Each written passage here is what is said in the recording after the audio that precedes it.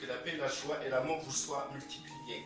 Alors, c'est vrai que quand j'étais, quand je suis venu vers Yeshua pour l'accepter comme Seigneur et Sauveur et contracter cette alliance que le Père veut m'offrir à travers son Fils, le fait qu'il a changé mon cœur de pierre pour mettre un cœur de chair et qu'il a mis en moi son esprit pour que je ne puisse plus dire, pour que personne ne puisse me dire connais l'Éternel. Et cette alliance que j'ai contractée, c'est une alliance vraiment qui est l'alliance phare de ma vie. C'est l'alliance la plus puissante que j'ai pu faire dans ma vie. Donc du coup, me voilà connecté au Créateur. Et le fait que j'étais connecté au Créateur, j'avais déjà notion de comment moi je voyais le Créateur et comment le Créateur peut agir. Je me disais, s'il est capable de sauver, donc il est capable de guérir, il est capable de bénir, il est capable de me protéger. Et du coup, je suis rentré dans cette philosophie-là, dans cette pensée-là, et j'ai commencé à vouloir, à rechercher, à exploiter justement ce genre de ressources. Et donc, en lisant la Bible, on peut voir qu'il y a des dons, etc. On voit qu'il y a des miracles. Yeshua dit comme ça que ce que moi j'ai fait, vous ferez les choses, vous ferez les mêmes choses et vous en ferez des plus grandes. On voit vraiment que il est vrai que le fait d'avoir l'Esprit Saint en nous, nous avons en nous toutes les caractéristiques que Yeshua avait lorsqu'il était sur terre. Du coup, nous pouvons marcher comme Yeshua a marché sur terre. Alors, cette connaissance-là m'a vraiment attiré. Et donc j'ai cherché vraiment à développer ce sens, ce genre de connaissances. Donc alors j'ai voulu rechercher les dons que j'avais. Je me suis dit j'avais une destinée, que j'avais un appel, que Dieu m'a donné des dons particuliers par rapport à l'appel. Et de ce fait j'ai commencé à me sentir comme quelqu'un qui était à part et important. Et du coup, je me disais que Dieu a une destinée pour moi. Il a un plan pour moi. Il m'a donné des dons. Il m'a donné un ministère. Et du coup, j'ai commencé à être un peu égocentrique. Je me voyais comme quelqu'un vraiment d'important, quoi. Et du coup, en recherchant ce que Dieu m'avait donné, en tâtant à gauche à droite, parce que c'est du tâtonnement au départ, donc en priant, je priais, je chassais des esprits, je priais pour les malades, etc. Et contre toute attente, ça marchait en fait, ça marchait totalement. Je priais, les gens guérissaient, parfois je priais, les gens tombaient, je prenais autorité sur une puissance sur quelqu'un, je la touchais même pas, et la personne a tombé, et c'est un démon qui répondait, tout ça, etc. Et du coup, tout ça, j'ai trouvé que c'était super, c'est des super pouvoirs, c'est quelque chose vraiment qui me fortifiait et qui me poussait encore de connaître. Donc, en plus de la Bible, je recherchais des livres dans lesquels je pouvais, ou des auteurs, des chrétiens qui ont écrit ces livres sont passés par là et enseignent sur ça. Donc je me suis renseigné à fond dans tout ça et ça fait que j'étais un chrétien super spirituel qui voyait tout, qui discernait tout, qui priait. À chaque fois il y avait un malade, c'est sûr que ma main était posée sur lui.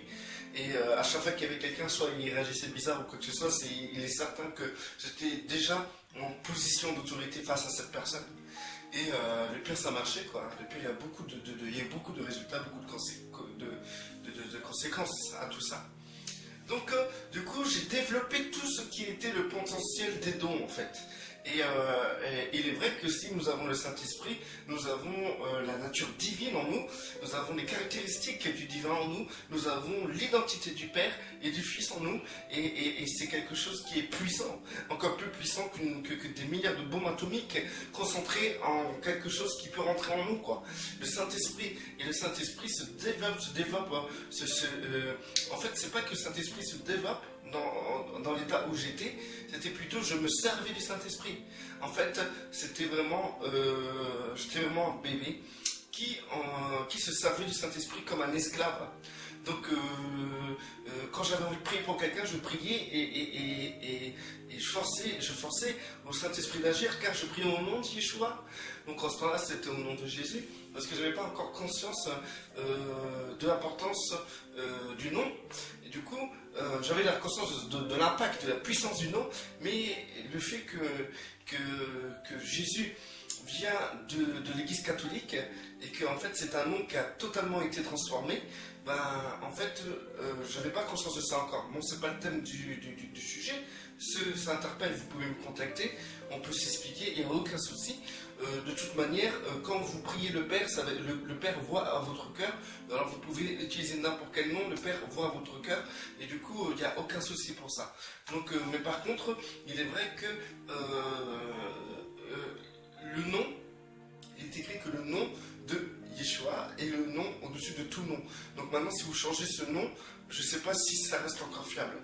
Bon, je passe. C'est un sujet qui est vraiment pas absolument important. Donc vous pouvez continuer à appeler le Seigneur Jésus si vous voulez, il n'y a aucun souci. Pour ça, la preuve en est, c'est que le Père continue à travailler votre cœur et que vous êtes en communion avec le Père, c'est le principal, c'est le but même de toute votre vie chrétienne. Du coup, alors, j'ai commencé un peu à défier même le diable, parce que je me sentais puissant. Je me sentais comme dans les films où les gens avaient des super pouvoirs. Et franchement, dans ma tête, c'était comme ça. Pour moi, j'avais des super pouvoirs. J'étais comme... il n'y a rien qui m'arrêtait. En plus de ça, en plus des dons, je cherchais la prospérité aussi. Je me disais, mais alors, si Dieu est capable de me sauver, alors il est capable aussi de me rendre quelqu'un d'important dans ce monde. Et du coup, je priais en sorte que le Seigneur m'ouvre des portes pour que je puisse être quelqu'un dans ce monde, pour que je puisse avoir de l'argent, que je puisse avoir une maison, avoir une vie potable, une vie de bénédiction. Un peu la vie qu'on voit par rapport aux évangéliques, aux élites évangéliques. Ils ont vraiment la prospérité, l'argent, les maisons, les limousines, les avions, les hélicoptères, les jets privés, tout. Donc moi j'avais cette vision-là. Ils avaient non seulement les dons que moi j'avais, et par contre ils avaient l'argent que moi je n'ai pas. Donc je recherchais cela aussi.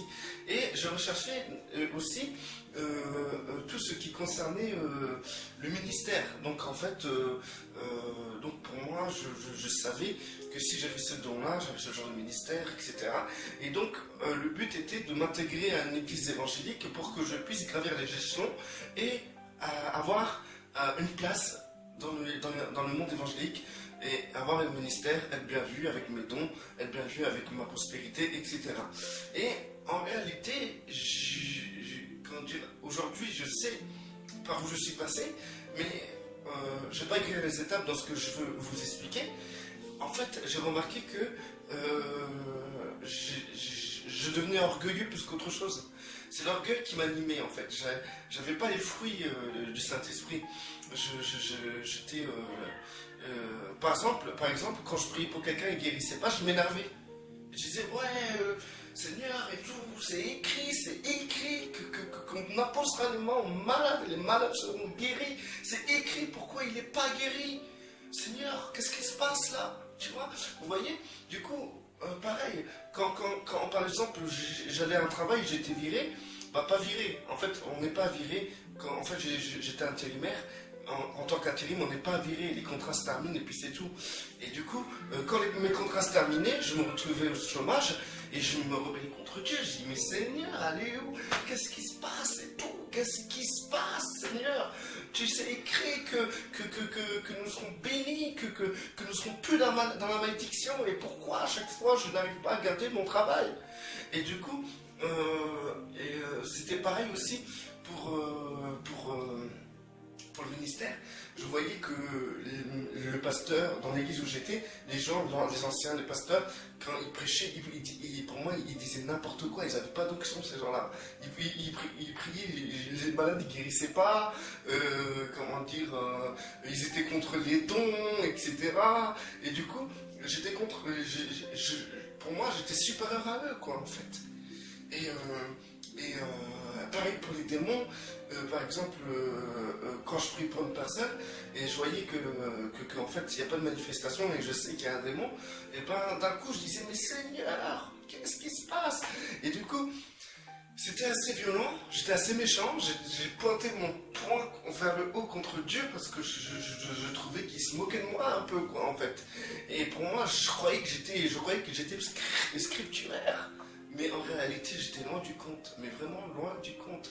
La preuve en est, c'est que les Corinthiens, ils avaient les dons comme moi j'avais, ils avaient peut-être l'argent, etc. Mais en fait, ils n'avaient rien de Yeshua, en fait. Parce que Paul a dit qu'ils sont des bébés dans la foi, des bébés. Donc, qui dit des bébés dans la foi, dit qu'en réalité, ils n'ont pas la plénitude du Saint-Esprit, la plénitude de Yeshua en eux. Ils n'étaient pas à la stature parfaite de Christ, à l'état d'homme fait, et ils n'étaient pas des maîtres. Parce que Paul a dit comme ça fait longtemps que vous auriez dû être des maîtres. Donc, du coup, c'était un reproche fait aux Corinthiens. Et du coup, moi, j'étais comme un Corinthien, en fait. J'étais un Corinthien, mais tout craché, quoi, en fait. On pouvait me mettre à Corinthe, j'aurais été un poisson à Corinthe, en fait. Hein, un poisson dans l'eau, quoi, en fait. Et un jour, par la grâce de Dieu, vraiment par la grâce de Dieu, et ben, il m'a enlevé tout. Il m'a enlevé tous les dons, tout. Je pouvais prier pour tous les malades que je croisais, plus personne ne guérissait. Je prenais autorité sur des puissances, plus aucune autorité. Dans l'assemblée, mon orgueil a fini par m'amener à me rebeller contre les chrétiens qui étaient là avant moi. Je les reprenais, etc. Et j'ai fini par quitter l'assemblée. Et je me suis retrouvé seul, nu, misérable et aveugle. Et du coup, je me suis retrouvé seul, et en me retrouvant seul, le Père a pu me faire comprendre qu'en réalité, son but, ce n'est pas qu'on utilise l'Esprit Saint à notre guise, pour notre propre désir, pour ce que nous, on pense être bon, mais son but, c'est que son Fils soit construit en nous, et qu'on ait l'identité de Yeshua construite en nous. Et plus l'identité se construit en nous, plus Yeshua grandit en nous, automatiquement les dons et tout ce qui concerne l'appel se fait naturellement, Et du coup, pour rentrer dans son plan, en fait, moi je disais, ouais, Dieu a un plan pour moi, mais en réalité, Dieu n'a pas de plan pour moi, mais il a plutôt un plan, lui, dans lequel moi je dois rentrer. Et pour rentrer dans son plan, il faut que Yeshua soit construit en moi, ou sinon je ne pourrai jamais rentrer dans son plan, parce que je ferai n'importe quoi. La chair n'hérite pas du royaume. Donc tant que j'étais charnel, c'était impossible d'entrer dans son plan. Pareil pour aussi, la destinée. Ma seule destinée était simplement de rentrer dans la grâce, dans la gloire de Dieu. Et c'est ça, ma seule destinée. Ma destinée n'est pas d'être quelqu'un dans ce monde. C'était dérisoire de penser à un truc pareil. Et le fait aussi d'être prospère, avoir des avions, etc., c'était totalement aussi dérisoire de penser à un truc pareil. Parce qu'en fait, c'est pas le but du Père. Le but du Père, c'est que son Fils soit construit en nous, c'est tout, point à la ligne.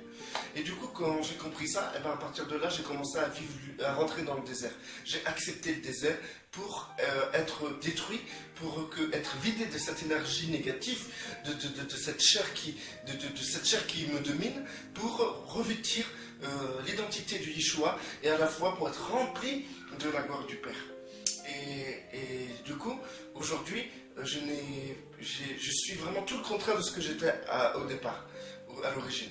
Et bien sûr, quand le Père me demande de faire quelque chose, en le faisant, il y a l'onction qui vient automatiquement. Mais l'onction vient parce que nous rentrons dans sa gloire. Donc pourquoi au départ j'ai su faire les trucs, les dons, etc.